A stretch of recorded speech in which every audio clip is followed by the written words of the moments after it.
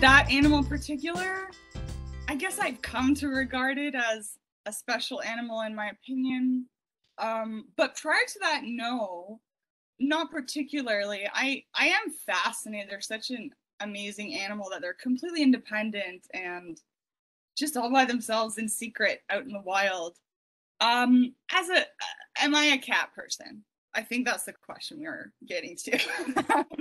Yes, as a kid, for sure. I'm more of a cat person. Now that I'm an adult, I have more appreciation for dogs, and have been reading a little bit about wolves, which we can maybe talk about in a little bit. But yes, I've always been a cat person. I've always been more drawn to that stoic, silent, sometimes scary personality. My mom had a friend who had a cat named Boots who just terrified me. Whenever I had to go over to her house, she was always waiting in the shadows of the bathroom for you to just sit down, and then she'd start hissing. So I've definitely felt more of a connection to cats as opposed to dogs over the years. But why the mountain lion in particular? I feel I'm going to say something right early and say I feel like the mountain lion chose me.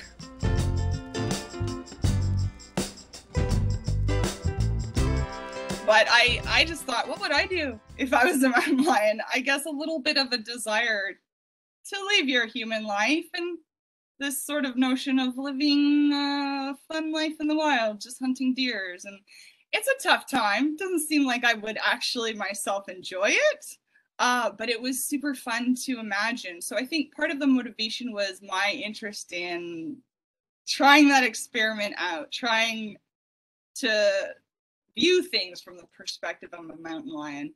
I tried to think, how would a mountain lion look at a horse? They've never seen one before. How would they feel about that? And then there's naturally the inevitable encounter when the mountain lion first encounters humans. How would she feel about that, encountering an unknown animal in the forest? So I think a lot of it was me imagining potential scenarios, which was greatly inspired by the reading I had done, like putting them, how would they interact with different animals? How would they interact with wolves? How would they interact with deer? And that was in the research that I had read. So inspired by that. But some of it was also just me walking down the street and seeing my reflection in the mirror. How would the mountain lion consider her reflection? Which she does in a pool of water and then later in a pane of glass. So I guess in a way, a lot of this is me imagining myself as a cougar, mountain lion, which was a great deal of fun. And I kind of had to stop myself. You get lost in those reveries, which I put in also into the book as Joseph, he even comments, like, I don't know why I'm obsessed. He doesn't understand why he's constantly thinking about the mountain lion. So that, again, I'll come back, like, maybe the mountain lion chose me. She was interested in me, and she walked around imagining being a human as I walked around imagining being a mountain lion.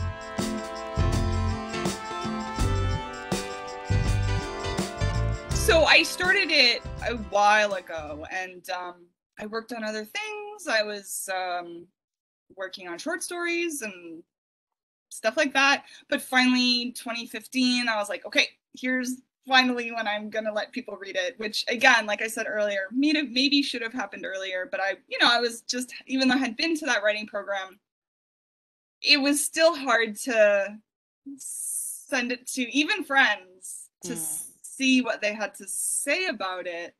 And no regrets. I don't regret having that hesitancy. I think it's just part of more my personality as opposed to the writing process.